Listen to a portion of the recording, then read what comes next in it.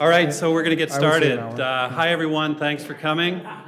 Welcome to this afternoon's discussion and live recording of a podcast by The Partially Examined Life. My name's Alan Hance, and this event is co-sponsored by Brown University's Swearer Center for Public Service, where I work, and the Creative Scholars Project, which is headed up by my colleague Ian Gonsher. For those who don't know about The Partially Examined Life, let me read a short description from PEL's website. Quote, "The Partially Examined Life is a philosophy podcast by some guys who were at one point set on doing philosophy for a living, but then thought better of it. For each episode, we pick a text and chat about it with some balance between insight and flippancy. You don't have to know any philosophy or even to have read the text we're talking about to mostly follow and hopefully enjoy the discussion." End quote. As someone who did philosophy for a living for some time and then thought better of it, I'm a great fan of PEL and especially appreciate the combination of seriousness and levity that Mark, Seth, Wes, and Dylan bring to the philosophical texts they discuss and blog about. In an era where the reading and discussion of such texts has become a highly professionalized academic activity confined largely to university seminars, The Partially Examined Life does a great service by bringing philosophical conversation back into a broader agora of intellectual and public life. With the presidential election only 12 days away and our national politics offering up a particularly remarkable and toxic brew of populism, bigotry, intolerance, and authoritarian ideas, today's session, entitled "The Problem with Democracy, Can Freedom and Equality Coexist?", which will focus on Alexis de Tocqueville's Democracy in America, could not be more timely. So I give you then Wes Alwan, Seth Paskin, Mark Linsenmayer, Dylan Casey, AKA The Partially Examined Life. Thank you. Thank you. Thanks, Alan, and thanks to you and Ian Gonsher and Kate Trimble for helping make this happen, and to Brown University and the Creative Scholar Project and the Swearer Center for Public Service for sponsoring this. Just again, for those of you who are not familiar with this format and are used to more of a lecture, this is a recording of a podcast, so instead of delivering it to you, the audience, in a way we are going to ignore you and talk to each other, and probably sometimes ignore each other so we can look at the text. But after that, after maybe an hour, or a little more than an hour, we will open this up to questions. Discussion.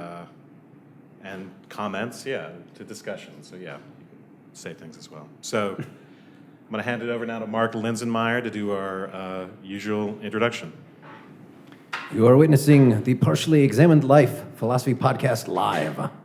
Our question for episode 152 is something like, what are the dangers inherent in democracy, and what qualities of American culture and institutions mitigate or exacerbate these dangers? And we read sections of Alexis de Tocqueville's Democracy in America, published in 2 volumes in 1835 and 1840. My name is Mark Linsenmayer, broadcasting to the omnipotent majority from Brown University in Providence, Rhode Island. This is Seth Paskin, freely associating around a common interest with other self-interested people in Providence, Rhode Island. This is Wes Alwan, and I forgot to do one of those clever intros. This is Dylan Casey, minimally despotic in Rhode Island. Mildly despotic. Mildly despotic. All right, there was a request that we read the ground rules. So first, how many people have heard the podcast that are here? Okay, almost everybody. But we'll have some rules here in case to bring in those that are not familiar. The ground rules for our discussion include: number 1, try not to assume that our audience has read what we're talking about or has any other background in philosophy. Number 2, don't make arguments that hinge on something other than what we've agreed to read. Don't say, you'd know what I was talking about if you'd heard my extensive, very private discussions about this book with Sean Hannity. And number 3, we will be rigorous and exact in all that we say, unless doing otherwise would be potentially more entertaining. Folks can listen to more episodes and get the book and all that stuff at partiallyexaminedlife.com. All right, so Wes wanted to make sure that we didn't go too off track this time, so he wanted to give an uninterrupted, we've never done this before, an uninterrupted short description of the plot, the goings-on, the scene. Set the scene for us, Wes. Okay, I'll try to do that, Mark. Paint your verbal well, magic. I assume that we. No one will interrupt you while you do it. It'd be a miracle if that happened on this podcast. But yeah, I thought so. We are all going to do something a little different. We'll give some opening statements about the reading, and I'll just begin by giving a little background. So we are talking about this book, this massive 2-volume book, or books, published by Alexis de Tocqueville in 1835 and 1840. So those volumes of Democracy in America were published separately. And they're based on his observations of American society and its political and civil institutions after spending about 9 months traveling around America with his friend, Gustave de Beaumont, who ended up writing this book about the same trip called Marie, or Slavery in the United States, which is also really fascinating. And for listeners, we're going to be using the University of Chicago Press version, referring to those page numbers. Okay, so what is de Tocqueville was a Frenchman. What's his interest in America? Well, in Europe at the time, Europe was sort of, aristocracy was dying, and there was they were making a transition towards democracy and democratic institutions. This actually scared de Tocqueville. In fact, in his introduction, he says he's terrified of democracy. And so the question is why? Why is he so terrified of democracy? Well, he thought that the monarchies and aristocracies actually had some good things about them.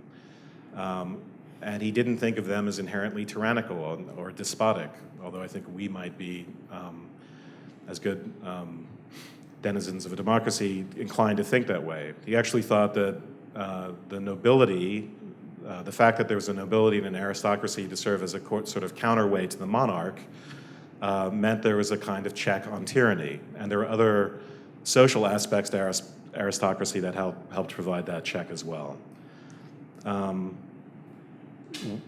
So with the advent of democracy, and especially what he calls the equality of conditions, the increasing equality of socioeconomic conditions, wealth, class, social rank, and education, the effects of those things are not always good. And in France, it had been creating a lot of conflict. And what de Tocqueville wanted to know is whether or not America had some sort of lessons learned about democracy. And also, I think in going to America and seeing democracy in a pure form, and in a sort of form where there were habits and customs and mores in the society tied to the institutions, he thought that France and Europe could learn something from that. So the things that terrify de Tocqueville more specifically, which we will talk about in more detail, but because you might think, well, if there's no monarch, if there's no king, what's so potentially terrifying? Well, there's the possibility of something called the tyranny of the majority, in a way that could be more powerful than a king, because potentially it doesn't have the same counterweight. And then there's there's groupthink, and there's the materialism caused by equality of conditions, which can lead to individualism, which sort of weakens the populace and makes them less able to resist tyranny. So those are some of the things he's worried about, and some of the sort of the broad sketch of what he thinks is a solution, or what he thinks exists in America as institutions that actually help democracy thrive, despite some of these drawbacks, have to do with people undoing some of the effects of equality of conditions, including undoing the sort of way individualism and the way that separates people. So civil associations as well as political associations, will loom large for de Tocqueville. In a way, it's just about people getting together to work on things, to work on common goals together. That, in a way, can temper any tendency in democracy towards despotism or tyranny. So that is my opening statement. I will hand it over to Seth. Seth's turn. You want me to go next? You're the one with something written on a piece of paper, so please. There was a debate about whether we should write opening statements. I did not get the memo that we were not supposed to. All right, so I'm going to begin with the end. This is the last paragraph of the book. Nations of our day cannot have it that conditions within them are not equal, but it depends on them whether equality leads to servitude or freedom, to enlightenment or barbarism, to prosperity or misery. To me, this is the problem statement of what we're going to be doing for the next hour and a half or so. You know, in America in 2016, are we in social bondage or are we free? Do we treat ourselves and our peers in a way that promotes justice, the justice that equality promises? Do we rise up out of the isolation of our private lives to address public concerns and participate in public affairs enough, which was a critical thing for de Tocqueville. As Wes said, I'm sure we'll touch on this. I just want to tell you personally a little bit about my experience reading this. It's a tremendously engaging and readable book. It is deep without being pedantic. It is broad, but very well structured. He manages to generalize from first-person experience without sounding parochial. This has been called the greatest book on both democracy and America, and I don't think it's worth arguing that point right now. It is saturated with keen observations and insights that are as relevant today as they were in 1835. So while we consider his thoughts with respect to America, the America that we now inhabit, I ask you to consider that several days ago, 181 years after de Tocqueville laid out his concerns about the democratic age coming to Europe, resistance to it, and the threat posed by it, the leader of the Armenian opposition party announced his optimism that democratic change may come to Armenia next year. To which I say, Yerevan forever. That's all I have to say. For those listening, Seth Paskin just removed some clothing. Dylan. Oh, okay. So, taking off on Seth's theme of what he thought of how it personally affected him, I wanted to read a quote from the chapter called On the Philosophic Method of the Americans. To escape from the spirit of system, from the yoke of habits, from family maxims, from class opinions, and, up to a certain point, from national prejudices, to take tradition only as information and current facts only as a useful study for doing otherwise and better, to seek the reason for things by themselves and in themselves alone, to strive for a result without letting themselves be chained to the means, and to see through the form to the foundation. These are the principal features that characterize what I shall call the philosophic method of the Americans. He also calls us surprisingly Cartesian. He says, America is therefore the one country in the world where the precepts of Descartes are the least studied and the best followed. So for me, when I read de Tocqueville, and it was the same this time, is I just feel really, really American. I see, he talks about our do-it-yourself nature, our Cartesian pragmatism, our institutions of government and press and education, our materialism, and the dangers of our capitalism. And in every one of those, I feel like I'm looking in the mirror in my personal life and then in what I see around me. And so that's, for me, like the most valuable reason to read de Tocqueville is because he doesn't provide exact answers for those things, but his diagnosis is so acute and he thinks through what the challenges are. And at one point he says that he's not a friend of democracy, but he's also not an enemy of democracy. So it's a little bit like sitting down with someone who is basically on your side, but isn't afraid to point out some real challenges. And he does so in a way that really resonates. So That's my opening statement. All right, so I feel really American.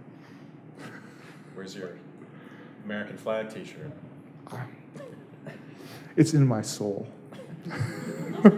so interestingly, though he saw the passage from aristocracy to democracy as irreversible, something that he had to sort of warn the world about. It's something that earlier thinkers had just written about as maybe this ideal to shoot for, and he thought this was actually already in place. So his goal here was he was talking really not to Americans certainly. He was talking to he was an ancestral aristocrat, and he was talking to other aristocrats and sort of warning them, saying, well, this is the way things are going all over Europe, and we can learn something a little bit from the way America is doing it. He does stress how a lot of what's going on in America is a result of the particularities of the people that came over here, that they were Puritans, that they, they didn't come over here as aristocrats and have a revolution. That's not what the Revolutionary War was about. How much of the land and the fact that you could just move out to another area played into the creation of the American spirit. So not all of these lessons he thinks can be applied directly to Europe. And in fact, some of the more interesting parts of the book, in volume 2 especially, he's more talking about, that's sort of the more philosophical half of the book. And it's less observation of here are how things are going in America, and more here are how things inevitably go with democracy because of human nature. He's sort of a little more generalizing. As far, of course, the line that we've heard here is, these observations of America, the American spirit, are so accurate.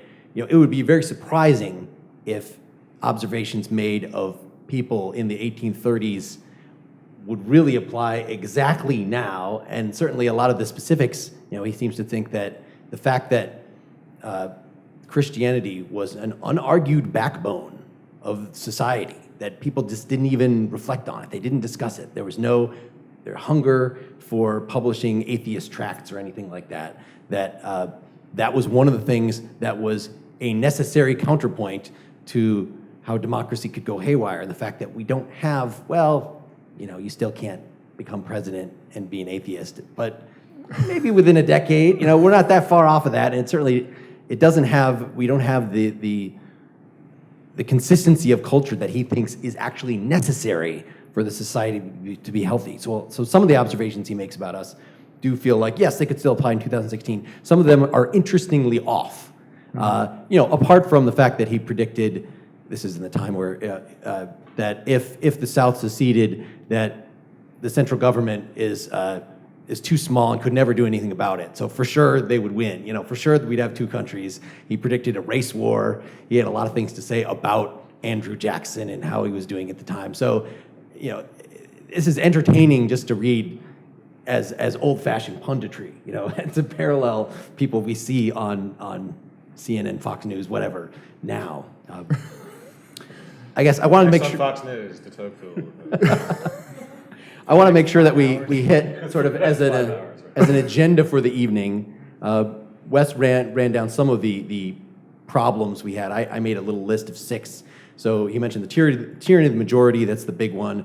What he has to say about that, mostly in book 1, is actually not even that new. He sort of takes a lot of it from Locke.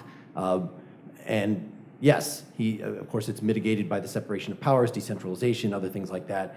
We can talk about the differences between, he thinks it's more of an issue. It is not really addressed by separation of powers in the Constitution the way, the Federalist Papers would have you believe. Second is the dangers of individualism, Wes mentioned. Dangers of materialism, too much pursuit of material things, which then could lead to materialism as, anti-religion. The danger of conformity of thought, the danger of a leveling schoolmaster state.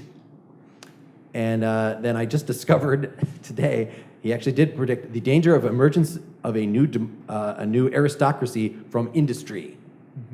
That just the fact that you have bosses and workers, that everybody starts equal. The whole premise is egalitarianism is like democracy, is unavoidable. It is the geist of the world, and you're not going to be able to go back to any sort of aristocracy. So what do we?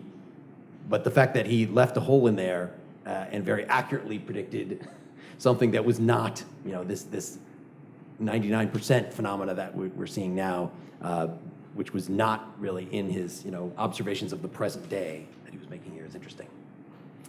So do we want to start with the tyranny of the majority stuff and make sure we got all the arguments for and, the things that he thinks will exacerbate things or that will address that in the system?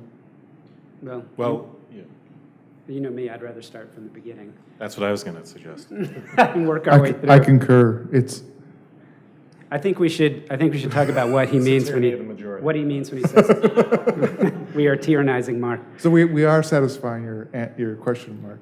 Well, just to clarify, we read way too much of the book to cover, certainly in an hour. So Yeah, no, I'm not going to walk I you think through we want that. to talk about equality of conditions and freedom and what Yeah. those two things mean All and right. their intentions. I agree. Yeah. Go ahead. Well, the important thing is we have to start by understanding the premise that he's defining equality of conditions and equality against aristocracy.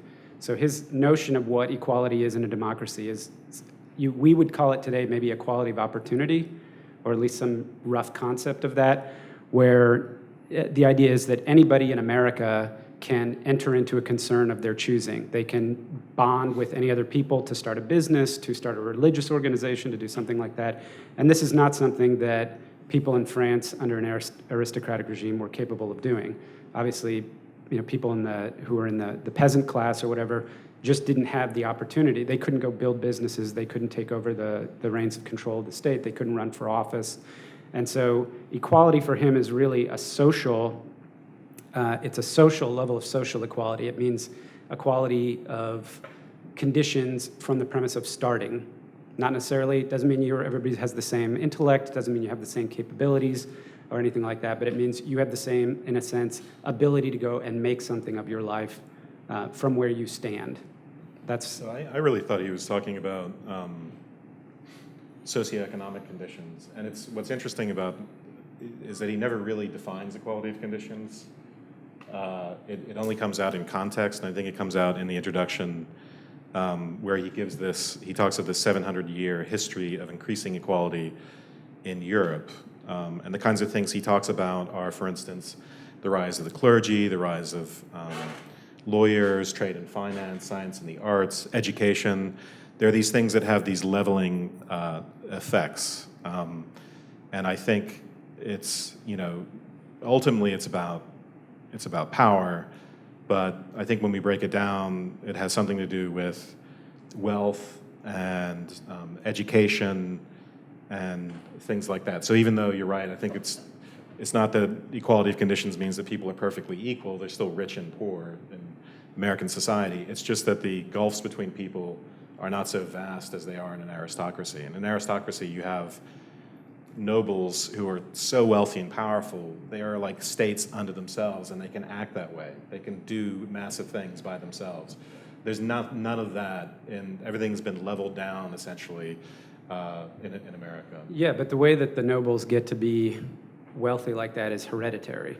So, Yeah. the reason the clergy is important in France back in the time is that anybody from any caste, any state can enter Yeah. the clergy and get that kind of power. So that's what he's basically looking at Americans saying, there are no more hereditary ties. Anybody can essentially do anything because there's no structure in place that gives wealth automatically to one small set of people versus others. Yeah. The big bracket, of course, are the race relations, right? Well, there are some, he does, I did read the slavery and Yeah. chapters I mean, on he has a whole slavery section and on Native slavery and Americans, Native which are Americans. fascinating, but Yeah.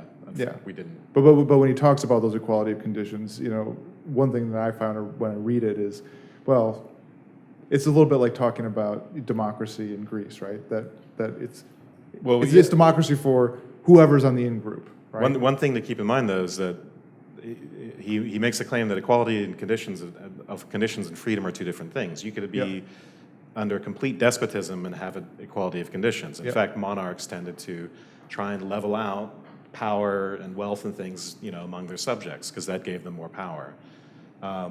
So you can have people who are essentially not free as long as they are, as long as they are sort of socioeconomically equal, which obviously slaves aren't, they can enjoy equality of conditions. But some of it has to do with simply like quality of life, things like that. So. Yeah, one of the things he says right off the bat, which will be familiar, folks that will have heard the podcast, we did Edmund Burke in the episode before this, who is another guy that stresses that under a monarchy, we don't really think of rights existing under a monarchy, but that's the way it was set up. Certainly in England, was as a constitutional monarchy, the people were given certain rights. It's not a matter. So just that's where de Tocqueville is coming from with this, that he sees rights and democracy as coming from different places. It's not that we all voted and we've decided that we should have these rights. It's a matter of democracy by its very nature. If the majority says, that's not really a right, the majority can change its mind, and so having actual inalienable rights is something that is foreign to democracy as far as he's concerned. But in fact, it's one of the antidotes to it, right? That's one of the big things that allows for you to avoid tyranny of majority and to make a very strong case for rights, which is another reason why the institutional structures of the judiciary ends up being really, I think we see that ourselves, where the institution of the Constitution and the Bill of Rights there end up being structures that temper majority tyranny. At least that's the way Tocqueville would view it. Yeah, that's a good point. Just drawing a distinction between thinking of democracy as a social movement or a historical movement versus a political. I think we just immediately nowadays, when we say democracy, we think of a political system. But for him, it's a historical movement that's been happening for 700 years, and it just means less of this and more of this. And then the political structure is independent of that. And he uses, sometimes it's almost like he's using democracy and equality of conditions interchangeably. Yeah, and he uses the Even phrase though, democratic people and democratic equality society. of conditions, those are conditions, and then democracy we think of as involving institutions. Yes. But for him, they're strongly related. Yeah, and in fact, it points to how much context and conditions matter in the American case for him, because he spends a lot of time, some of it seems purposeful, he attributes a kind of purpose to the structure, and he attributes sort of the context of democratic society allows for the structure of the democratic republic of the United States to happen.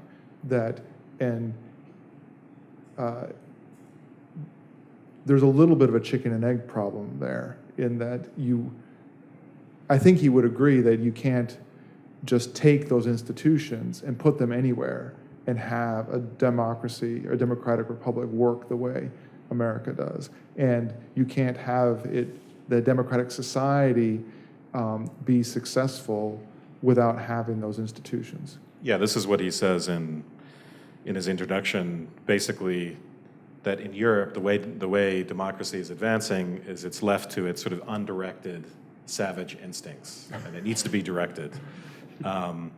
And how do you do that? Well, you need changes in laws, but you also need changes in ideas, and even in customs and also personal habits. People actually individually have to be habituated in a certain way, have to be certain types of people for democracy to actually work. So that's, in a way, what he's looking to America for is the ways in which, democracy isn't simply an institution, but it's sort of embedded in habit and custom, so that it can actually work. So for instance, you'd be more likely to have a tyranny of the majority. You'd be more likely to have the majority abusing its power if they had just been freed from oppression. Yep. If you have the situation in Iraq, where the one party is ousted and the other comes to power, and they've got a grudge, and he is glad that is not something that happened in the U.S. Did that happen in France? Just give it a more contemporary. Yeah, so de Tocqueville is aware of the fact that, the fading aristocracy in his country and the other classes there's a lot of mutual enmity, there's a lot of envy and resentment. And that just doesn't happen in America because it's not, the democracy didn't arise in America out of this sort of internal revolution, even though we got rid of England. It wasn't a democratic revolution. Yeah, it's not like there's this huge aristocracy that's left over in America. But you're saying doesn't, you're saying present tense. Doesn't, as of 1835, obviously we have, what are we looking at right now? If we're going to talk about 2016, this is what the whole outsider thing is, that there is fundamental, a de facto industrial business aristocracy. There's the system, and there's all of us downtrodden people, whether you're on the left or the right, that want to upend that system. So even though that wasn't left over from an official, there was no law that said it's a de facto aristocracy, we've got a lot of the same hostility. Well, and so that issue that Wes brought up, the fact that in an aristocracy, you just have an impediment to moving around, and within that society, and that in de Tocqueville's diagnosis of America, that one of the great advantages is that you had a kind of mobility. And so what you're pointing to is that the complaint right now between the 99% and the 1% is that lack of mobility. The difference, yeah, but I think the difference is that, so that in his chapter on, he has a chapter on the way Americans are sort of, they're materialists. They like Like comfort, stuff. they like material things, and they like those sorts of pleasures. And They have an insatiable yeah, taste and it's for material insatiable. goods. So basically, you get a little bit, and then no matter how much you get, it's never enough. So you're always pursuing. You could always have a nicer car. You could always have a nicer house, and so on. You're always pursuing that American dream, and it's never enough. In an aristocratic society, the lower classes have no. First of all, they don't have any experience of such comforts, and so it's not like they get addicted and they have to keep upgrading their drug, and there's no hope of moving up, and so they don't have to worry about that.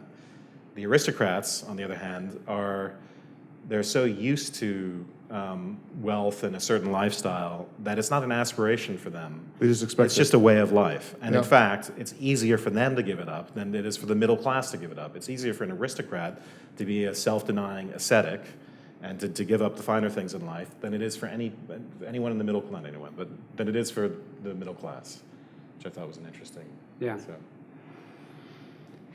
Although he couples that with an observation that even at that time, we're talking about the great leveling forces of public opinion is one of the main topics here, is that even the rich did not flaunt it in the way that was very common in the old world, that there's just the habit of the people is to kind of keep relatable, and he just, oh yeah, the rich and the poor will join each other and talk in the street, like Yeah, No one builds a Versailles. exactly. all throughout the book, when I was taking my notes, it's like when he's got this, by the way, is a quote factory. I mean, you could literally, every paragraph is like quotable. And if Twitter was just slightly more than 140 characters, man, my feed would have been burning up the last couple of weeks. But every time he's got one of those bold statements, I put in here, and then it's kind of off to the side, say, still true? Still true? That one is definitely not true. Wait, what's not true? The idea, he says the rich in don't America, flaunt the it. rich constantly interact with the poor every day. They don't flaunt their wealth. They're whatever, they're just like, they just kind of, because they understand that they have this common concern of some sense. We have gated And communities now. The first thing that popped in my head was the sound of, Lifestyles of the Rich and Famous. What's that guy's name? Robin something or other? Do you remember that television show? Robin Leach. Robin Leach. Yeah. And I thought, gross excess consumption has become a virtue. And, those people... You don't think there's- that's just so 80s? I think that I was thinking of the Silicon Valley liberal rich kind of thing that like they actually do that dress You're down. right. You're right. The gold statues are definitely an 80s Trump-esque kind of thing. Now we have Google buses that just drive autonomously through the middle of neighborhoods and keep the new elites away from the hoi polloi. Well, but some of it is the You're allowed to react, by the way, negatively or positively. well. One of thinking about the things that they seem different now than they were for de Tocqueville. As much as I recognize myself as an American when I read it, one thing that seems really different is the universality of community interaction and the level of local activity and the, I don't know, yeah, I guess that rootedness. And for me, I find myself, even in my own community, I have lots of links that are significantly outside. I'm sort of web connected in the to many places in the country, and my family members are around, and my friends are around, and so my local ties are just much less, and that is very different than the way he describes America. And maybe that's my own experience. Well, yeah, it's a good, yeah. The kind of, I don't know, education and kind of life path that I have, and maybe that's one of the things that separates America now in a way that it didn't before. Well, so one of the interesting things about this book is that the answer to the question of how you prevent tyranny in democracies is very kind of ordinary in a way, because a lot of it has to do with association. Yeah. The effect of democracy is actually to separate people. Yep. And the solution is to bring them together, because it's only when they're together that they have the power to resist tyranny, including the tyranny of the majority. The ways they're brought together are through being involved politically, but he doesn't even think that's the main part. It's really just through any types of civil institutions, associations, basically. So I was thinking, like, it could be any trade association or anything that you belong to. That is your participation in the rebellion against the potential tyranny in the society. Yeah. And it's also an act of freedom. That was the other big part of an association. And that's what freedom is, yeah. Yeah, freedom. It's that act of freedom of association, and that was where it was the ennobling part of your soul. Because one of the things that he's really concerned with is that, along with the tyranny of the majority, is this mild despotism is really kind of just losing your soul. Is that he just feels like there's something about the democratic soul that is just really unadmirable and kind of just not far from being the best kind of person a human can be. And there isn't the ambition, the desire to improve oneself that he associates with aristocracy. And but he sees freedom of association, or association is the activity of our own freedom to assert ourselves, to be willful creatures rather than merely just one of the herd. Just about the social improvement thing, he does talk about Americans having a definite sense of progress, that there is improvability really toward perfection, in a way that he didn't think was present in an aristocracy. On the other hand, we all have that, we share that sentiment. So we're being conformists in our thought that there is progress. So it's not, he reminded of Nietzsche a lot here, and made me think that even though Nietzsche was a little more historically removed from this time. He even uses the phrase herd animal at one point. Yes, had this idea, had some sort of sentimentality about feudal times left over, that at least in an aristocracy there were some really great people. And Tocqueville at least says, well, okay, I know that most of the people were oppressed and that was bad, and so from God's point of view, raising a few down and living many up, that's better overall, and I'll try to look at things from God's point of view. That is one of the greatest parts of this book, I have to say. That was fantastic. So let me ask a question to everybody here. How many people voted in their last local election? Okay, so I'm preaching to the choir, right, as they say here. Well, so this other threat of democracy is that it creates individuals out of people. It isolates them. So he talks about in an aristocracy, when you have a heretical. Heretical. How's that? A hereditary system. if you're in that hereditary system, you have concern and care for your ancestors, and you have to be concerned about your offspring, and there's a certain class that you have a connection to too, because you jointly have a responsibility in the structure to resist the power of the monarchy and to provide for those below you. Those that are below you have to look up to you for something. In other words, we're all connected somehow, even if those bonds are not what So we would... they're hierarchical bonds, They're but they're hierarchical very bonds. tight. They're very communal tight. bonds. And they do it's a create a gang. sense of community, some sort of sense of community. He says, when there's equality of conditions and anybody can marry anybody and heredity doesn't matter anymore, and if you want to join with Jane to start a business and Bob to start a trade association and Fred to play cards, you just go ahead and do that. Cats All and right, it's dogs living together. Cats Well, and dogs living together. The main And- thing is you don't have any obligations to each other, right? In a hierarchy, Yeah. there's Yeah. lots and lots of obligatory ties. Those are the links Right, but that the- keep people together. But yeah, But the point being, what this does is this complete disconnection. Democracy disconnects you from any formal ties to other people. And the threat is you can just go off and do your own thing. If you don't want to get together with people, you're by yourself. And if we have a whole society of people who are just hanging out by themselves or maybe with their families and they're not interacting with other people, that's when the danger comes that somebody might step in and say, I can make everything better for everybody because I can do everything. I am great. My stuff is the best. It's going to be huge, right? And so check out my Twitter feed. what he thinks is this voluntary participation in associations that we've been talking about is the way Americans have an antidote to that threat. And it starts with participation locally, and which is why I asked about those, because he thinks that politics is the association par excellence. If you learn from politics how to have civil associations and social associations, and at this point, at this time, the United States was very distributed. We didn't have a strong central government. So it's very important for people to get together locally to solve problems. And that's how we fight the tyranny of the majority. And that's how we learn how to associate with each other. And I think that, if you ask me what's different between his day and our day, is a lot of those problems don't exist anymore. We have a much stronger central government. There's no more land, no place to escape to. I live in Austin, which has a lot of local issues that are hot-burning issues, and we have development versus the Save the Salamander coalitions and traffic problems. So our local elections have a lot at stake, and the participation is pathetic, given what's at stake and how many people want to sit around and complain about it.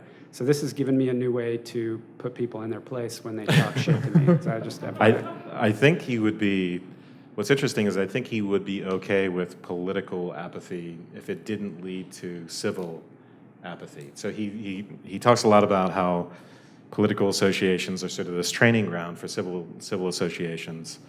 But in a way, the civil associations are more important because they're more self-sufficient and because they are outside of government, and they sort of, if you want to know what replaces the aristocratic noble in a democratic society, a good democratic society, it is the civil association. Yeah. Those are the nobles now. Those are the things which could give you enough money and power and labor to actually do big things and to resist the powers that be. Yeah. So being involved in government is one thing, but being involved in these other associations, I think, is really important as well. So. Yeah, it's part of what he calls self-interest well understood, right? Is the antidote to the individualism that Seth was talking about. We'll say something about that, yeah. That's I've got his definition here. Yeah, we have to use those terms, but that's like the most famous thing. Habits of the heart, self-interest well understood, there we're done. Yeah. Well, nanny state? He doesn't say so this is before the self-interested, well understood part stuff. Just the problem with individualism. He contrasts this with selfishness. They're not quite the same term. Selfishness is a passionate and exaggerated love of self that brings man to relate everything to himself alone and to prefer himself to everything. So that's a universal human trait. Individualism, he thinks, was a sort of a new thing of his age, a reflective and peaceable sentiment that disposes each citizen to isolate himself from the mass of those like him and to withdraw to one side with his family and friends, so that after having thus created a little society for his own use, he willingly abandons society at large to itself. So self-centeredness is about not being involved in public affairs. Yes, and he thinks that, well, self-centeredness is neither of those terms. Individualism... No, he uses the phrase self-centeredness. So individualism, there's two components. There's self-centeredness, and then there's intellectual self-sufficiency. Sure. So the intellectual self-sufficiency is just, I'm not looking to authorities for my ideas. I can generate my own. And then the self-centeredness is this withdrawal, this tendency towards withdrawal from public life, which is not, like you said, the same as selfishness, which is just withdrawing from everyone, caring only about yourself. Which, what Seth was saying about people ignoring the local issues, that I think is the more immediate threat from tyranny is not that some father, it's not the fascist father figure coming in and I will solve all your problems. That is something he talks about, but it's just more, I've retreated into myself, and so that just leaves the government to do whatever it wants. Yeah. That people will just ignore it, and so, yes, despotism comes about that way because nobody is actively joining together to fight it. And that's exacerbated by materialism because people will tend to concentrate on their getting rich and doing well, or their careers, or things like that. And so that increases this tendency to withdraw. And it allows, some despot to come along, and especially if they promise order and prosperity, so that's one way that despotism. Yeah, despotism is one manifestation of the threat. It also opens the door to rule by the minority. So the small group that makes politics their profession can take over and do things like, I don't know, redistrict, stuff like that, that maybe the majority would not. Well, he calls this the factions, the despotism of factions. Yeah. So if you're spending all your time locked into yourself or chasing material goods and you're not involved in public life through some sort of association, you are paving the path to be tyrannized by a minority or by a despot. And this is a way in which he has a different take on Madison's concern. In Federalist, Madison is looking to disrupt majority tyranny by saying, well, look, there are so many factions out there that will set it up so that the factions will fight it out with one another, but nothing will rise to the top. And Tocqueville is diagnosing that, well, because of equality, then you'll have this burgeoning apathy that will then allow certain factions to take over.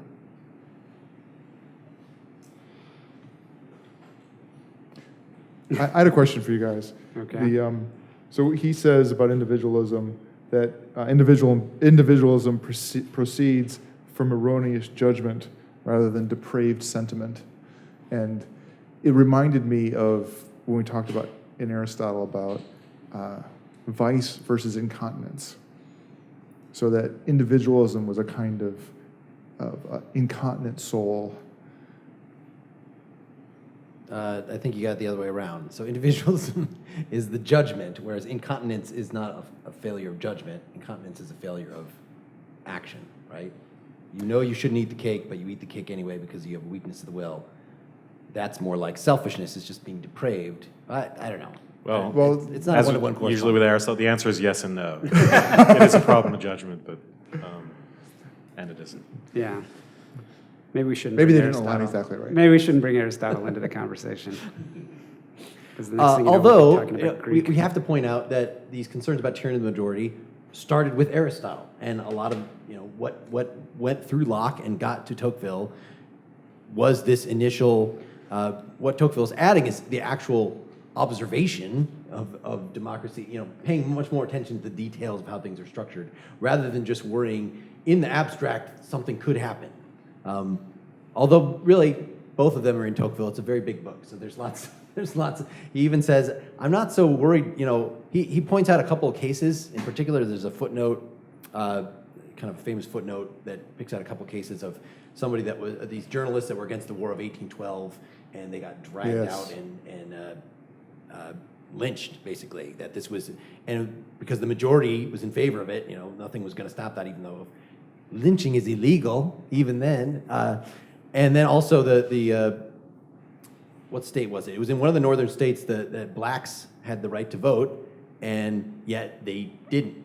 And he asked, well, why? Because they'll be harassed if they come out to vote, because even though it is legal for them to vote, it's the majority sentiment, so it's not even just the majority making laws, it's about the majority sentiment that is the real tyranny, means that they're not going to be able to exert their rights according to the law. That's actually one of the most poetic.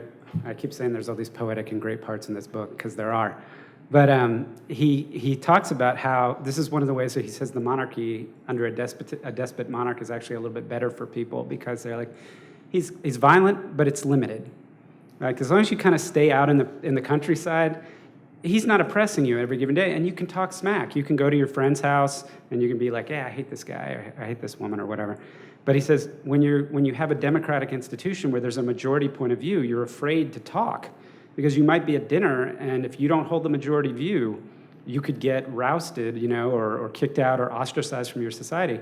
And it made me think of Foucault and talking about how punishment was internalized, in that you listen to our episode on Birth of the Prison or Discipline and Punish, whichever it was. And that's just fascinating. The idea that it's hard as a modern person, being very American myself, having grown up here, kind of inculcated in all the American virtues, to have somebody argue that monarchies have advantages. And more freedom of advantages speech. for somebody who would be like me, right? Because I'm Jewish. There's no hereditary monarchy anywhere that I would ever get to be a part of the fun part, the fun group. So. Well, yeah, that's one of the surprising things. He thinks there's more freedom of speech and independence of thought in an aristocracy. Yeah.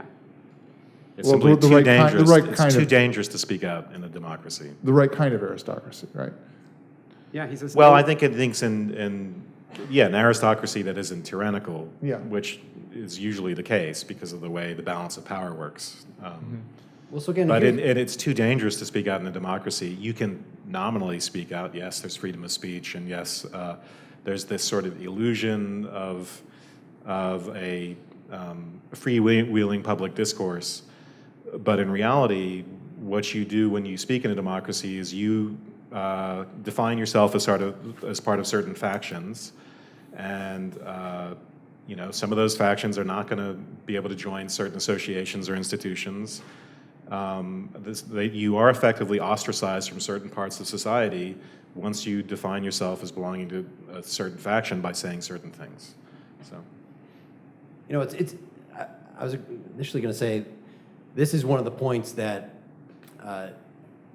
doesn't seem so accurate now, because I was thinking of the particular things that were forbidden at the time. That he says, we don't have to worry about it. They don't have to worry about atheists in America. It's not that there aren't atheists. It's just that they know there's no appetite for publishing stuff. Atheism is not going to corrode not state. He believes in separation of church and state, but the culturally pervasive religion that he thinks helps support the society, because there's this kind of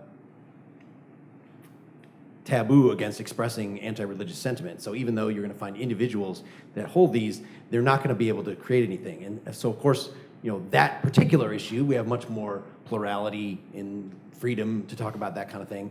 But we still, of course, have the same thing, that if you at the dinner table with the extended family, or start saying, well, I think consenting sexual relations between adult males and teenage boys, like they did in ancient Greece, I think that's okay. Like if you actually took that, you would be ostracized in exactly the same way these. and it's not just from your family. Although often, I've wanted to often ostracize it Mark is. many times. But it's really, so it's not like, yes, there's so many different factions within American society. You can always find a niche. You can always find a place, right? But what you say, and if you're writing op-eds, on one side of the partisan divide or another, you have limited employment opportunities. You've limited the kinds of associations you can join just by having those sorts of opinions. There are actual social consequences, not just your family avoiding you, but it sort of it limits your path within society. So I thought that was interesting. I was thinking the same way. Is this really an issue today? And I think the more I thought about it, I thought, yeah, it's. But is that unique to America at all? I mean, I would think anywhere there's going to be some taboo beliefs like that if you express them in the wrong circumstances, that you're going to be ostracized in that way. This doesn't seem uniquely American at all. No, but it's the difference is in a democratic society, everything depends on the association. Those are your nobles, and the strength of those associations depends on what happens in the press. So he talks a lot about the press as this sort of the ways in which we can find like-minded people and connect with each other.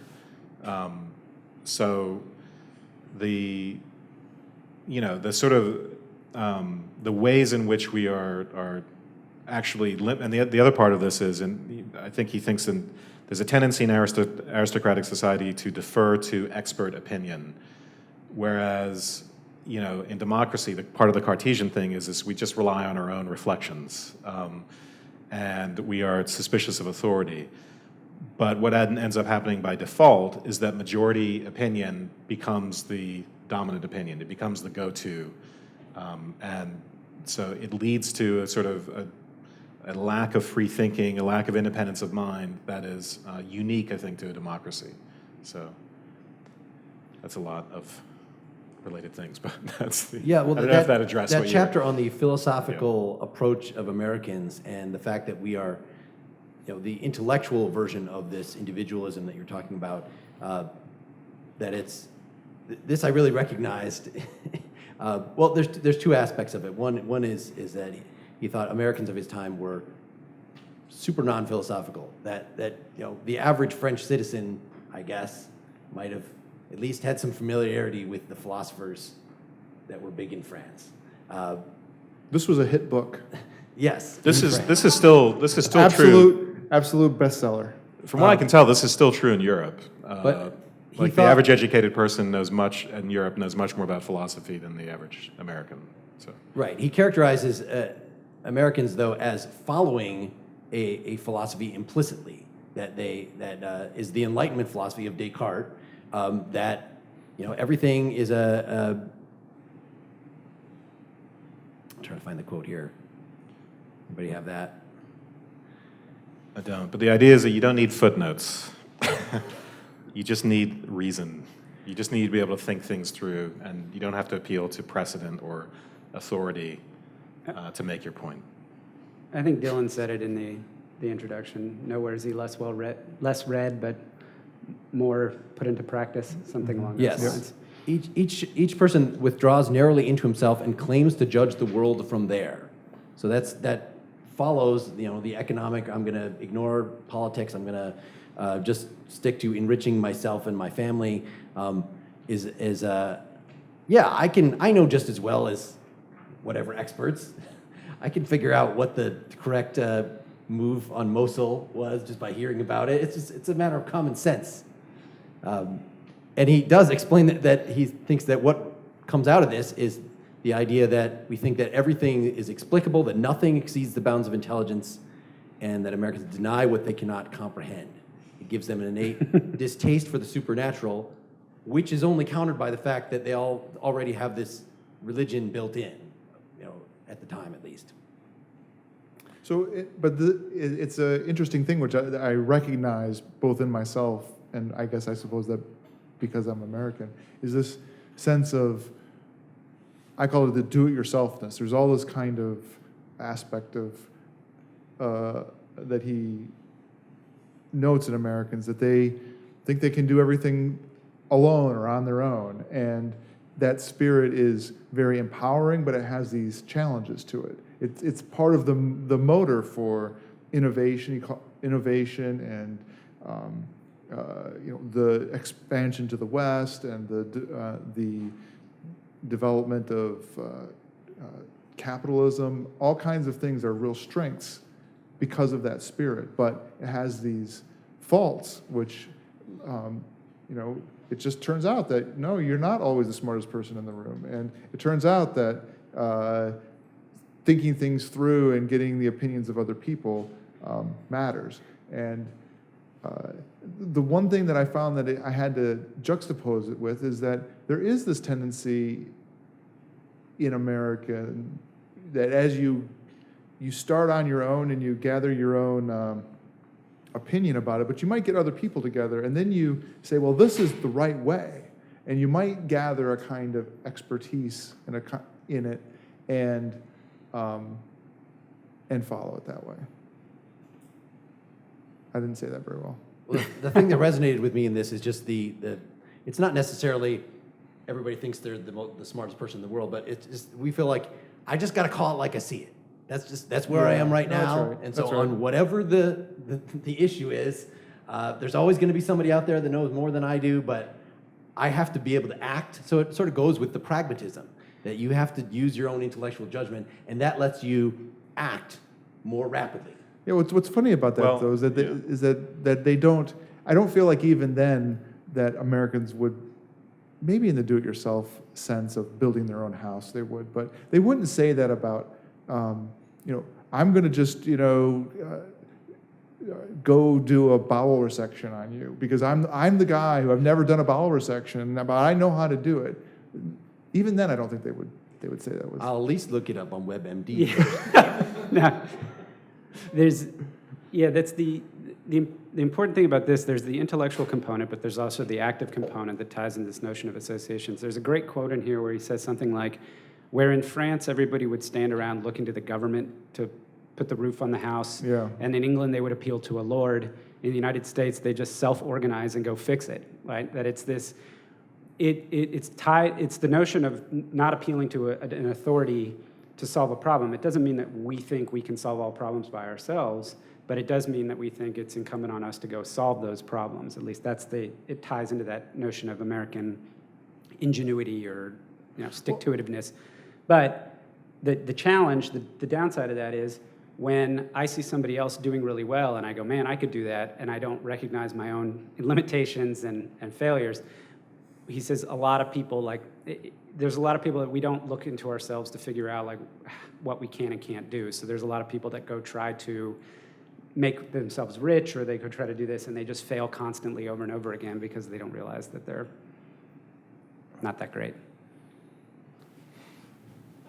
But yeah, part of it is that there is some distributed sense of specialty, right, and a kind of jack of all trades version of it. So it's not that you don't that there isn't a sense of knowing how to do something. It's that the self-organized aspect that you get together and say, well, someone there knows how to build a roof, and they don't have to be the best absolute person, but they basically know how to do it, and then you can do it together. But there's also the fact that a lot of people know a little bit about a lot of stuff, right? Because if you just think about being out in the West or being a farmer or whatever, you have to know a little bit about a lot of stuff in order to get that to work. So your society isn't structured so that you are really specialized in one thing that you do, and then you rely on other people to do those things, right? So I think there's kind of a paradoxical result here, which is that there's this can-do-itiveness, and there's the sort of facility with reasoning, that Cartesian aspect that comes out of this. But I think the point of this, the second chapter, is that this distrust, where most societies you'd sort of defer to experts or defer to people in certain classes on certain opinions. Or to tradition. In America, we think we're getting it from ourselves. We think we're sort of self-reliant, but really the default opinion we're actually expressing is simply the majority opinion. We're actually engaging in groupthink. So the dividing line between I'm just I'm being practical and reasoning about things and getting it done, between that and I'm just not thinking. It's hard to tell. So it's an interesting paradox in American society, and it's a kind of paradox that runs through the whole book, because many of the things that actually create problems for us and make democracy sort of lend itself to the possibility of tyranny also provide us with solutions. Yes. So for instance, like self-interest. On the one hand, the materialism and self-interest are a problem. On the other hand, the kind of self-interest, the kind of habit and custom self-interest in the United States, the self-interest well understood, I think he calls it, actually is helpful. I know you were going to talk about that before, Dylan. I just brought it up because I think it's directly related to the free association and the kind of freedom that we get, the activation of our wills. Yeah, I mean, so I think, in an aristocratic society, there's an idea of virtue and selfless devotion to virtue, and that's what makes people do things. On the other hand, or do good things, great things. On the other hand, it's tremendously hypocritical. Everyone's a hypocrite in that society because no one's as being as virtuous as they pretend that they think they ought to be. What replaces that in American society is sort of pragmatism, an idea of the intersection of personal interest and public interest. So it's not just about being selfish or self-interested. It's this idea that there's, what Smith called an invisible hand. It's this idea that by acting on our own interests, we are actually serving the public good. Those two things actually align with each other. And he thinks it's more practical. He thinks you actually get more done that way. So you don't have as many highs or as many lows. You don't have as much, great people doing great things or depraved people, but you sort of have this nice middle ground in a functioning democracy. So.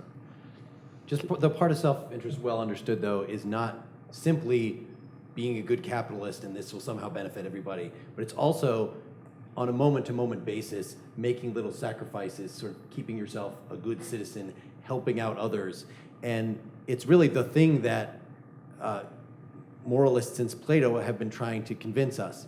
We just, again, talked about Aristotle recently in terms of happiness, that really to be happy, really to pursue your own interests does involve fellow feeling for others. It does involve helping others. And he thinks this is a useful thing. This is a pervasive thing in America. It's a useful thing for any democratic system to have because it's better than pure individualism and, that decays to actual selfishness and shunning other. Even if you have to fool them, even if you have to just tell people, have them believe on faith, he thinks this is true. He talks about Pascal in this respect, but that part of my self-interest is going to heaven.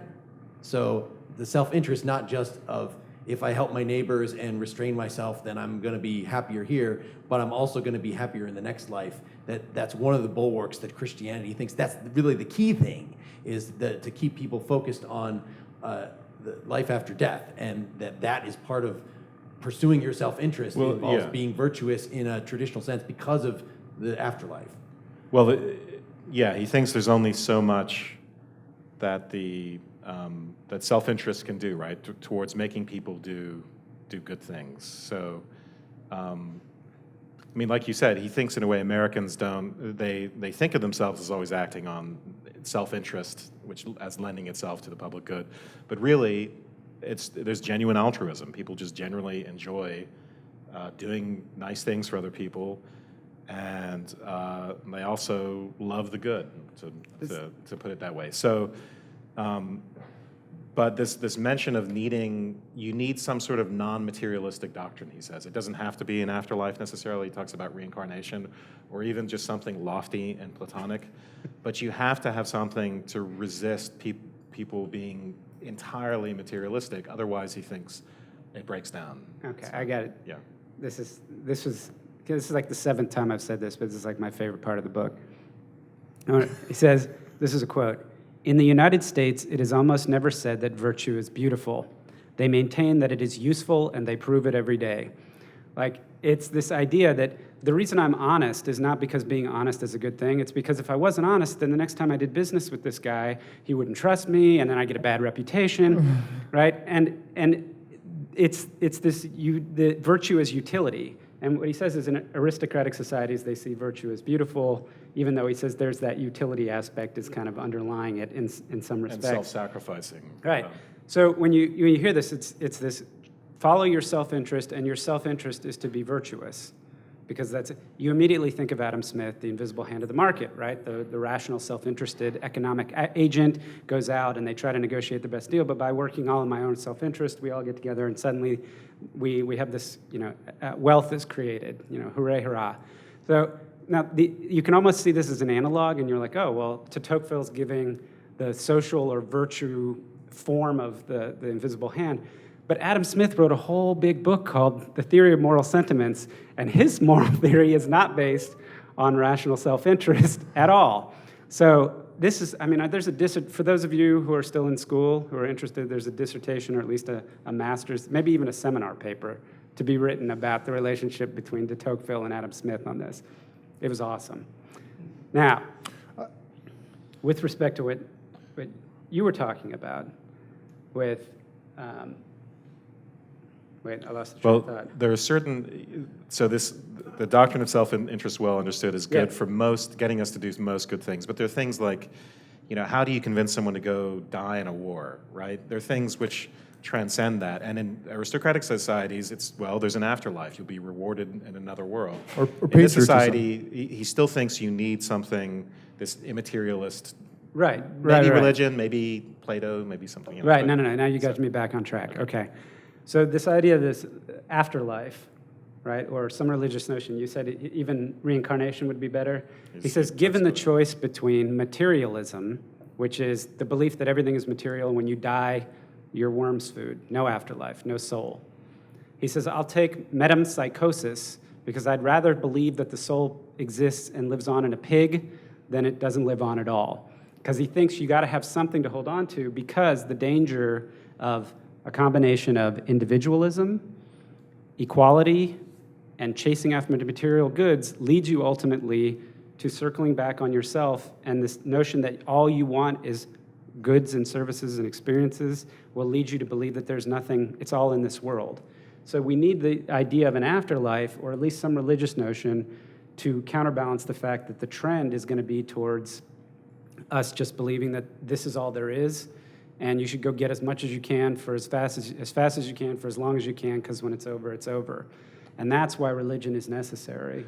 But aren't there other public sentiments like patriotism or devotion to your community? I mean, this goes back to what Wes was pointing to, that these associations, or maybe more strongly, these external commitments that you have, that you invest your life into something bigger than yourself.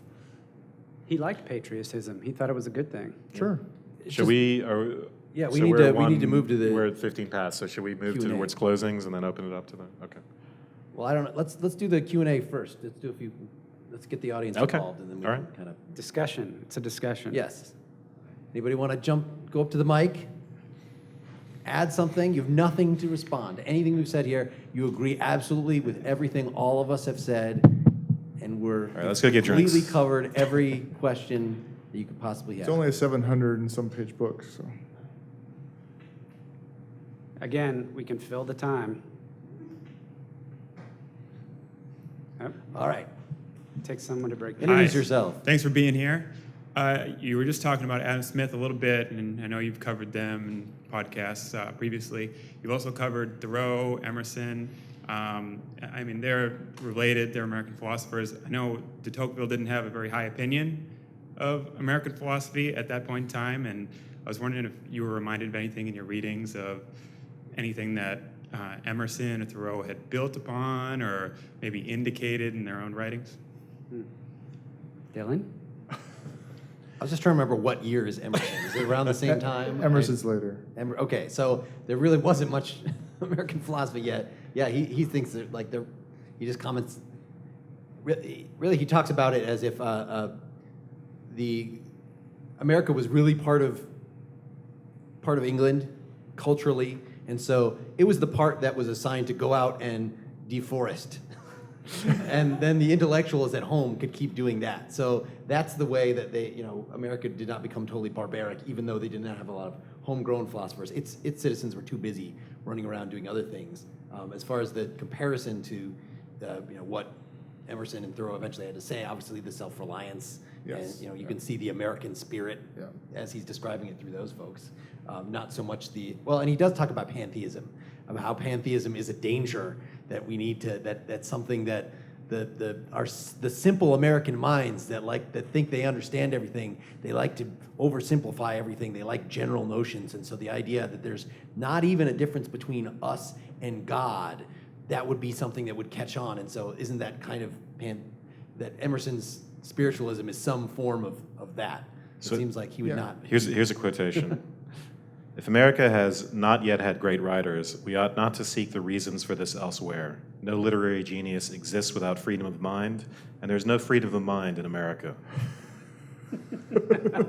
And then he goes on to say you could be more of a dissenter during the Inquisition than you can in America. So, I think that he would see Thoreau and Emerson as signs of the kinds of problems that you have with individualism.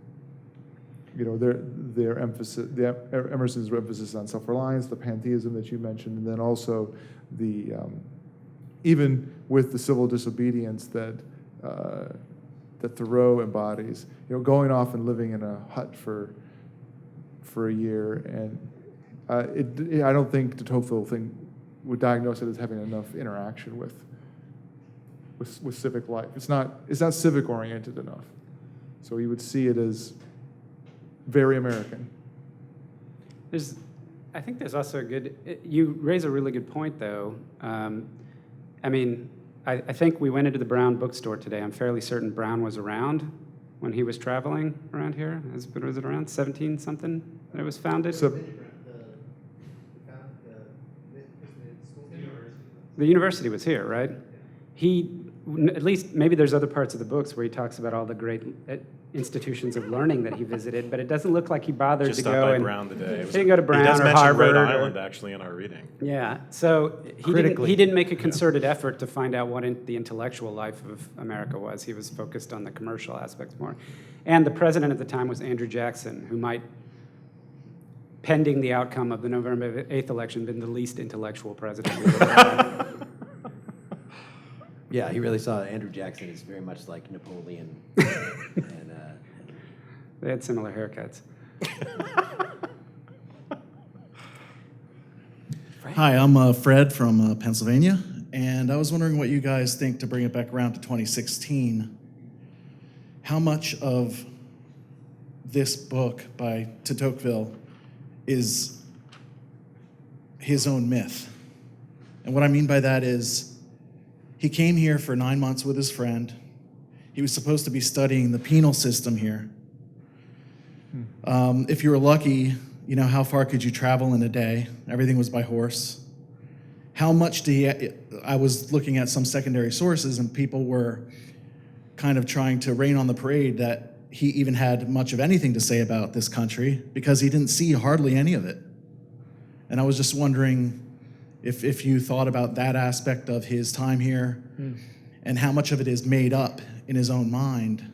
Because apparently when he was talking about certain forces happening at that time, he didn't really foresee the power of the Industrial Revolution happening. There's just many different aspects to that, and I was wondering what you thought about that. Well, I dipped into, so unfortunately, the stuff we read was more of his generalizations about things and not the specifics. So I dipped into some of his chapters on slavery and Native Americans, and actually it's really fascinating. They're just all kinds of interesting anecdotes about people he's run into and what they had to say, and scenes from American life at that time. I don't know how much of that is in here, but it made me think, I don't know, somehow I got the sense, wow, de Tocqueville in a way knows more about America even now than I do, in some sense. So 9 months, a 9-month road trip around America, I haven't done that, and I certainly haven't done that and be trying to be a reporter or a social scientist and trying to quiz people and find out as much as I can about American life as possible. Usually I'm just a tourist when I travel. But yeah, it's hard. I couldn't say whether or not how much of this is just his fantasy and how much he really did see. Someone here may know more about that in his biography, but He, besides traveling around, he also did a lot. He did a lot of reading and got documents from individual localities and stuff like that, and especially in the first volume, there's basically a bunch of statistics of stuff that he used to sort of analyze stuff. tedious, the long. first volume is not as fun because there are too many facts. So that's another. It's We're more going evidence to that he talk knew something about. the geography and the amount of lumber that is shipped from here to there. Right. Yeah, but that said, there's certainly things that he, Mark mentioned, that he makes predictions based upon what he observes that aren't quite right. I think little bit like what Wes mentioned, the idea of being an investigative reporter. There's parts that you're going to get wrong and parts that you're going to get right. And he's trying to make some generalizations, both about democracy and about America. He's doing both of those things because he's speaking not exactly to America. He's speaking to mainly a European audience and thinking about aristocracy and the motion of democracy in countries in the world. And so he's thinking about both those things. So there's times where I'm reading along and I'm thinking, well, this sounds like America, but not exactly right. And it turns out actually he's thinking about democracy and doing some political theory kind of work.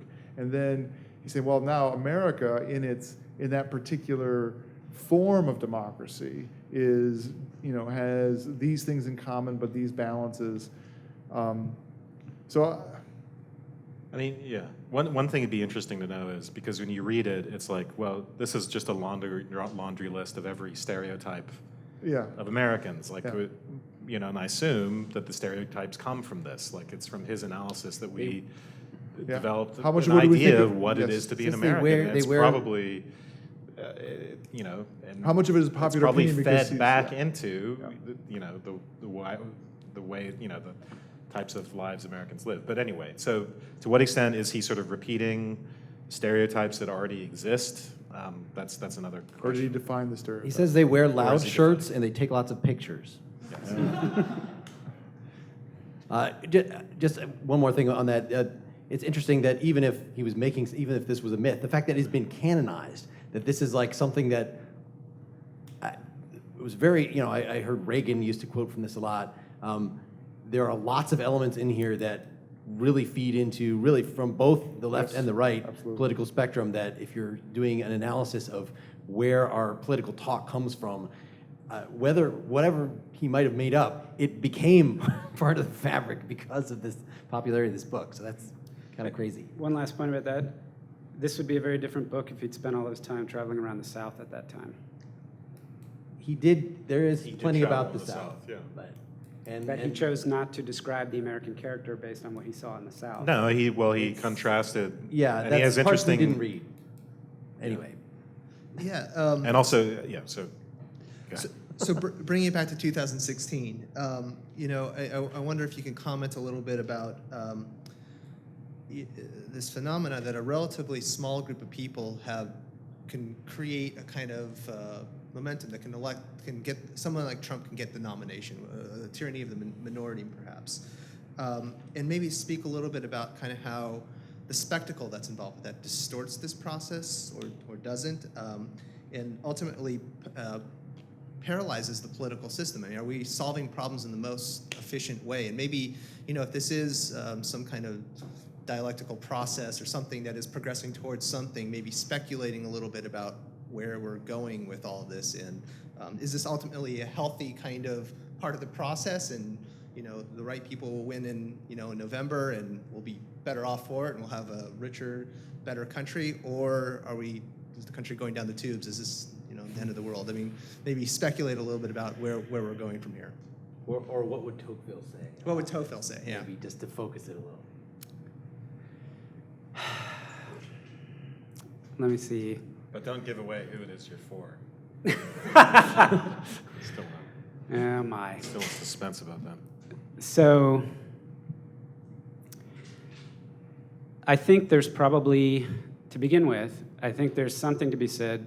Tocqueville has a very strong opinion about participation in public and civic life, that I think you can see the rise of these smaller factions that have taken over control of political machinations or whatever as indicative of the fact that the majority of people who profess a certain point of view are not participating in the way I mentioned that earlier, but I think that's a big part of it.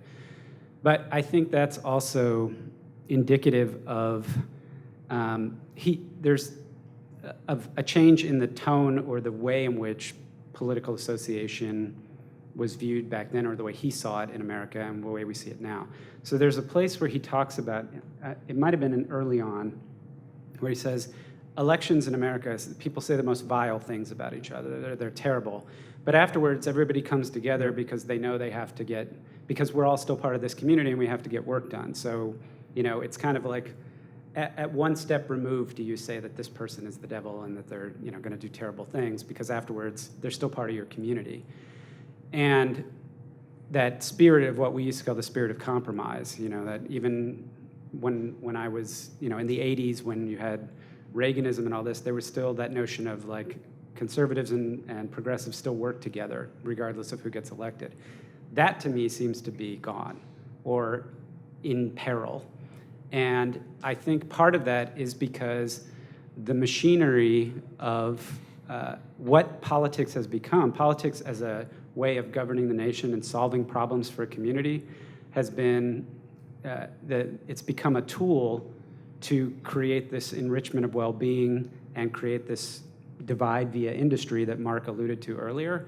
And so it's not seen as, we don't see government as a communal or a social association. We see it as a tool to achieve a personal end, or an end for which, whether it's direct or indirect, you're either getting money from somebody who's trying to get you to pass regulations to let them pollute, or you're just the polluter, right? I mean, one of those two things. That's an extreme example. So in my mind, this election will not change any of those things. It may give some more life to the idea that we are stronger together and that there is some value in association and community, because as opposed to divisiveness and the kind of, you can broaden that for you locally or broaden it out to the world stage. But it also may be a Brexit.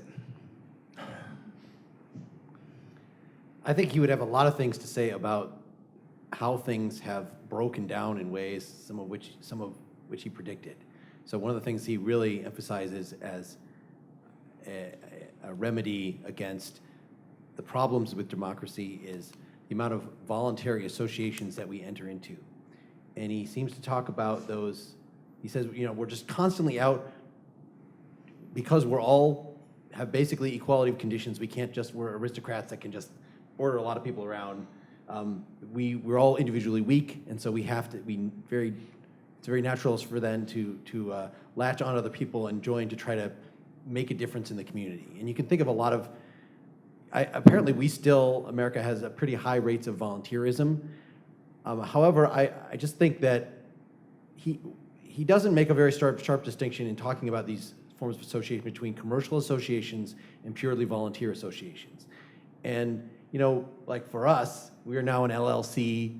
We give some money to some of people that we pay to do things. Like, that's kind of the kind of mix that maybe was more common back then. It's that the difference between let's go and have a bowling league, or let's go and clean up the village or whatever, and a commercial association was not consistently as sharp. But now it seems that more and more, and this is something he was afraid of, that because we have a desire for well-being, because Americans are so hip to that, he was afraid it was more the central government was going to say, oh, I can provide all those needs. Don't even worry about that. And this would become this schoolmaster state. He might as well have said nanny state. You can see why. Tutelary is the word he uses. Tutelary state. But it's not the government so much that's doing so much of that, although, lots of folks on the conservative side can bring up, there are many passages in Tocqueville that you could use to say, oh, Obamacare is crushing our spirits. The fact that, if I can't There's a whole chapter on Obamacare in here, which is amazingly prescient. That if I can't make little decisions, if government takes little decisions away from me, then how can I be sure that it's not going to take big decisions? There really needs to be, he thinks this, government needs to stay liberal, and he's concerned mostly not with the federal government, which he thinks is by design weak. It's the state governments that didn't, this was before, what was the court decision that said, no, actually the Bill of Rights applies to the states. Oh, Marbury versus Madison. What year was that? I think it was before this. This is before this. Okay, Anybody know? Still Yeah. Okay. Marbury, that was. But that was a big thing. It was still kind of a live option that the state governments, the local governments might be too intrusive. The local governments he wasn't that worried about because, what are they going to, you can't have that on your lawn. Like what kind of a neighborhood association, what's the worst they can do to you? It's, even if they're being tyrannical. But he didn't, it's not been the government so much that is coming in and, well, we'll provide all their needs. It's large, it's big businesses, which are very different than voluntary associations, even, you know, the kind of businesses that he was familiar with. So the fact that we have so many things that we're you know, the kind of criticisms that you more often hear now of what's wrong with the modern age of we're so impatient, and you know, he had versions of all those things in here, but it's gotten now the mechanical apparatus of providing us with things has gotten so advanced. You know, he predicts that this will lead to tyranny. Again, it's not been so much. It's the power is split up in a way that he would actually kind of like, but I don't think he had very clearly in mind, you know, a handful of giant corporations and also the government, you know, that between them are, you know, according to his analysis, I think that they have made us more apathetic. They've made us more helpless. That there's such a big difference between what Apple can do and what me and a couple of my friends getting together, you know, and starting a business can do. That is so sharp that we end up shrinking our sense of efficacy smaller and smaller. But here's what hasn't changed, and here's what's still in effect in 2016. It's exactly the same. We are all individually weak, but if we join together, we have power. And the issue is that people, we look at Facebook and we go, I cannot believe that they're doing this. Then we look at Facebook and go, oh my God, did you see that baby giraffe? Instead, what we should say is, I can't believe they're doing that. Let me find all these other people that are outraged and let us organize and let us, I think that apparatus that you can do that, it still exists in this country. But does that also lead to the polarization? I mean, we only kind of get in our own competition. I'm trying to get to the question of kind of how do we most effectively solve the problems that we face? And is there a kind of paralysis of that? I mean, I agree with you, right? Yeah. But I'm wondering if there's a diminishing return there at some point where we are not effectively addressing these problems, big problems, you know, like environmental, all kinds of things, you know, in ways that really draw on those resources of those diverse opinions and perspectives and channel it towards, you know, actual outcomes that benefit everybody. We need to briefly summarize what he just said because we're not on a mic. Oh, sorry. Somebody just summarize it in a word, in a sentence before you respond. So you agree with the idea that organization is still power, but that you're having a broader question about how do we address these problems? Is it within the existing political framework? Is it outside? How do we get these diverse people to come together to solve problems of the commons, for example, like the environment and the economy and things like that? Again, is perhaps do we need some other way, other system, or other way, or organizational paradigm to do that effectively? That the old political paradigm is perhaps breaking down. I guess I wonder a little bit if it just hasn't always been hard to organize and to get people to, you know, the tragedy of the commons isn't a new idea, right? Tragedy of the commons comes from the idea of people, everybody's taking their sheep to the commons and having them eat all the grass, right? And it's well before the internet, it's well before our political institutions. And I think that it may be exacerbated now that maybe we have more individualism. It's easier to be individualistic now than it was for de Tocqueville's time. I'm not so sure. I'm not 100% sure about that. You know, for big questions like what you're talking about, I just feel like that they've always been really hard. You know, it's very hard to get people to get devoted to relatively abstract things. I mean, some of that climate change, you know, even as much as you try to see it every day, it's slow moving and abstract in a way that's hard to just get people fired up about it, right? It's just hard. So one other thing to keep in mind is that, in a way, you know, so when de Tocqueville praises civil associations, it's not because, you know, it's all these good causes, and even though that's a nice thing too, and those things can get done. It's because they serve as a counterbalance to another sort of power. They are seats of power. So any sort of civil association is a seat of power that provides a balance to other seats of power and prevents evil from being done. So, on the one hand, there's an aspiration to the good, to the maximal good for a society. On the other hand, there's this worry about preventing outright evil, preventing tyranny, preventing the worst thing that could possibly happen. And I think he's more concerned about how do we set things up to, prevent the worst thing from happening than he's thinking about, well, how do we get the best out of things? So, and some of those ways, we hear all about in our, we're used to hearing about in our social studies classes. So, for instance, just the administrative fragmentation of America is a good thing for him. You might, if you had a centralized government, there's more power to actually do good things. There's more power to do bad things. But in America, the fragmentation of administration between federal government and states and localities, de Tocqueville likes that because that kind of fragmentation spreads power out and prevents tyranny. Yeah, So, it enhances freedom and and prevents. in a way, one of the costs is that it's harder to get good things. It's like you have checks and balances, Congress and the judiciary and the executive, and looking at the Federalist Papers, and de Tocqueville realizes this too. In a way, gridlock is is not a bug, but it's a feature. But then obviously there are huge costs to that because we could get a lot more done and a lot more good things done if that weren't the case. So. There's a herding cat mentality, right? Where in order to really get things done and be efficient, you have to get lots of individuals walking in the same direction. And that's sort of what the problem is, right? But de Tocqueville doesn't see that the right solution is to have a centralized power because it leads to despotism, because you just drag people all in the same direction. No, talk in the mic. Talk in the mic. Go ahead. You want to finish your thought? No, go ahead.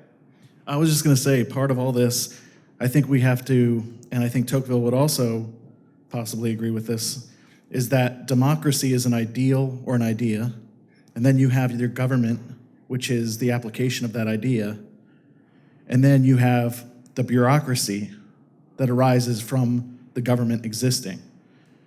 And each of those things is in tension.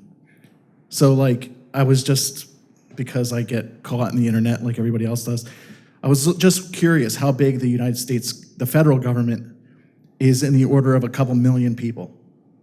And then if you add in all the state and local governments, you're talking another 15, 16 million people. And then if you add the military, you're talking maybe 1 in 7 or 8 Americans is part of the bureaucracy. And then how does that gum up the works? I don't think he thinks it gums up the works at all. I think he Well, it thinks did that in it's good. 1835, that's what I mean. But now, is there any point where it just starts to collapse under its own weight? I suppose it depends on the nature of the relations. That if it is really top down and everybody's just different cogs in this big machine, that's maybe not fulfilling what he wants, which is people on a local level engaged in civic activity.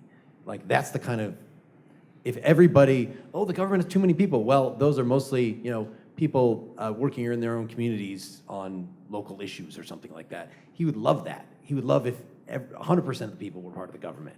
You could never have too much of that. He would probably end up framing the answer to both of those questions. In terms of freedom, we would talk about, because freedom is the equivalent in the public or the political sphere as equality is in the social sphere for him.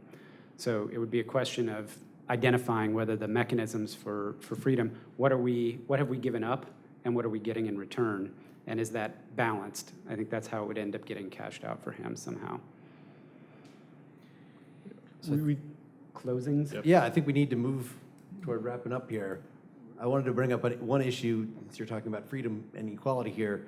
We didn't really talk about specifically what he thinks the relationship between them is, which is sometimes characterized as this is what the whole book is about, is that we think freedom and equality are the same thing, and they kind of do come together as a historical movement, but they're quite different, right? Equality of conditions existed way before freedom, we were saying, That part of this historical story is that it's kings stamping down the aristocracy, so it's just the monarch, and then everybody else is approximately on the same level. So you had equality before you have freedom. He thinks actually people want equality more than freedom. The quote is, they want equality in freedom, and if they cannot get it, they still want it, equality, in slavery. They will tolerate poverty, enslavement, barbarism, but they will not tolerate aristocracy. So I was trying to think about that, how that connects to what's going on now. I had a hard time because what we consider freedom has gone through so many permutations, and is Obamacare restricting my freedom? Like, I don't know. Is corporate interference restricting freedom? There's a lot of things, and certainly he was aware that freedom doesn't just refer to freedom from governmental power, since he was very much concerned with it seems like that this grip of common opinion that he talked about was, despite what I said about there are still taboo subjects that you can be ostracized about, but it seemed it was much more uniform, that you can use the internet, whatever, you can find a subculture that's into whatever deviant belief that you have, and we're very much have a different model, this John Rawls liberalism model, where we've got laws are supposed to be kind of neutral with relation to the various beliefs that we might have, and that extends much more widely, so that we don't really agree anymore with Tocqueville. Some politicians will argue this, that certainly we don't need a unified religion that's pervasive everywhere. Tocqueville knew that there are all different kinds of Christianity, but the fact that they're all Christianity, that was enough to be like one of the bulwarks that we need to keep society together. You could definitely maybe point at different things. When people are concerned about is Trump going to deny the election results, it's because he's breaking a social more that, like Tocqueville, thought that there were certain social mores that were necessary to keep democracy afloat. That's, I think, where some of the angst about that is coming from. That it's not just that we have certain laws. It doesn't matter if Trump says, admits that he lost or not. If he loses, he loses. But no, we think it's not just the law, it's that there are certain mores that we have to have in common still. So there are all these things that he's addressing, about freedom that don't just have to do with governmental power, which when we talk about freedom, I think we more do think about governmental power. We don't think about, people talk about freedom in terms of freedom from political correctness. So there are places in our dialogue where we acknowledge this, but it seems that we just have a fundamentally different view of different connotations will come to us than would to him when he talks about freedom. And equality, we barely talk about at all. I mean, we talk about this in terms of the 99% and the oligarchy of the rich, but what are we really shooting for? This seems to be one of the things that is just, again, I think is harder for us to see, maybe because we're closer to it now, or we just have too much has happened historically, so that I think Tocqueville in France, since liberty, equality, fraternity, that was one of the things right from the start in the French Revolution.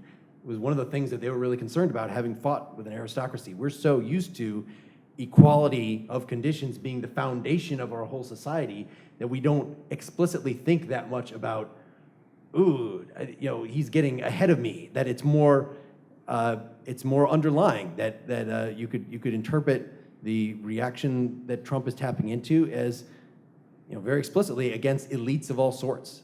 So what is that but a call for more equality, a call against aristocracy? That wasn't really a sum up, but it's throwing out a bunch more issues. I'm good. Oh, I got Closing statements? We're I'm not sure I have one, so you. Okay.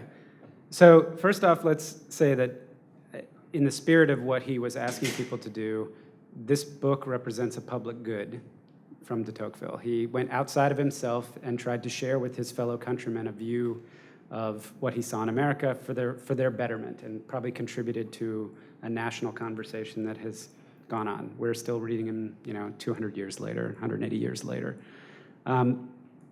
I think we didn't read any section about where he talks about what he thinks specifically about the way that the government is constructed in the United States, but this idea that there's a balance of powers and the political institutions of the United States are robust and were built for resiliency over the long haul.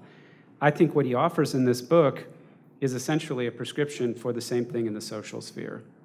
And the way I diagnose today in Tocquevillian terms is a look at a breakdown of the balance of powers in the social sphere, which can be articulated in the phrase, the system is rigged. Now, whether you think it's rigged because you have skills that are suited for a factory in some place, and you think it's rigged because capitalists have shipped your jobs overseas, or whether you think it's rigged because you're 23 and you have over 6 figures of debt from trying to get a mandatory education so that you can get a career because you can't get a job if you're competing with all these other people. Either way, it's because of the breakdown of these social conditions and these social institutions that were meant to maintain the balance of the civil society. And the fact that the founding fathers were so prescient and that our political system is still very robust and working is the fact that people are still spending hundreds of billions of dollars to get other people elected. If it wasn't worth anything, they wouldn't be spending the money to do it. Mr. Dillon, anything else? No, that's good. That's I can't say anything more articulate than that. All right, thank each and every one of you for Yeah, being here thank you for being. and putting up with this. Thank you. Good night. Good night, everybody.